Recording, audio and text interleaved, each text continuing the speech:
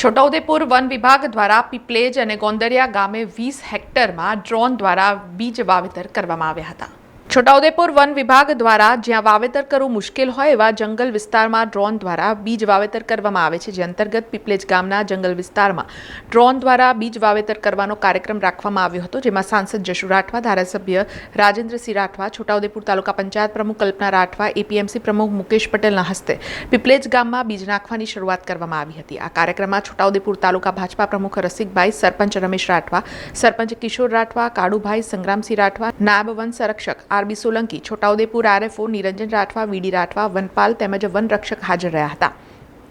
અને એક પેડ માં કે નામ અંતર્ગત સાંસદ અને ધારાસભ્યના વરદ હસ્તે વૃક્ષારોપણ પણ કરવામાં આવ્યું હતું। પીપલેજ ગોંદરિયા ગામે વન વિભાગ દ્વારા ડ્રોનથી એક નવી ટેકનોલોજીથી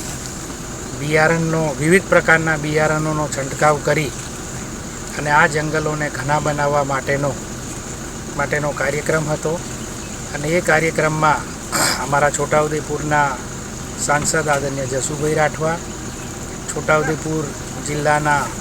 ડીસીએફ શ્રી સોલંકી સાહેબ, એમના આરએફઓ શ્રીઓ, ફોરેસ્ટરશ્રીઓ અને વનપાલો સહિતનો સ્ટાફ, આજુબાજુના લોકો અને આ ગ્રામ પંચાયતના સરપંચશ્રીએ હાજરી આપી અને આ ડ્રોનથી વિવિધ પ્રકારના બિયારણો જે આ જંગલોમાં મળી આવતા અને એને સંરક્ષણ કરવાના હેતુથી આજે આ વનીકરણનો ફેલાવો થાય અને પર્યાવરણ જળવાઈ રહે તેના પ્રયાસ રૂપે નવી ટેકનોલોજીથી ગઈ સાલ પણ આ ડ્રોનથી આ બિયારણને ઉગાડવા માટેનો પ્રયાસ થયેલો અને આ વખતે પણ આ પ્રયાસ થયો છે।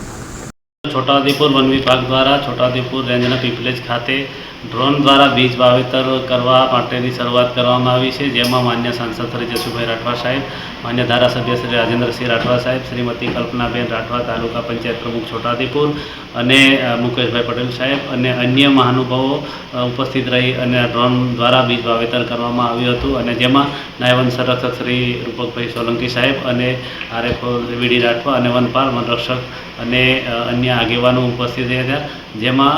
ડ્રોન દ્વારા અલગ અલગ પ્રકારના બીજ વાવેતર કરી અને અંતરિયાળ વિસ્તાર જ્યાં વૃક્ષારોપણ થઈ ન શકે એવા વિસ્તારમાં ડ્રોનથી બીજનો છંટકાવ કરીને વાવેતર કરવામાં આવે, જેમાં વૃક્ષોનો વધારો કરી શકાય અને સાથે જ વૃક્ષારોપણ કરી અને કાર્યક્રમને પૂર્ણ કરવામાં આવે। સમાચારોના સતત અપડેટ માટે TNN ન્યૂઝને YouTube પર સબસ્ક્રાઇબ કરી બેલ આઇકોન પ્રેસ કરો અને અમારી સાથે જોડાયેલા રહો ફેસબુક, ઇન્સ્ટાગ્રામ અને ટ્વિટર ઉપર।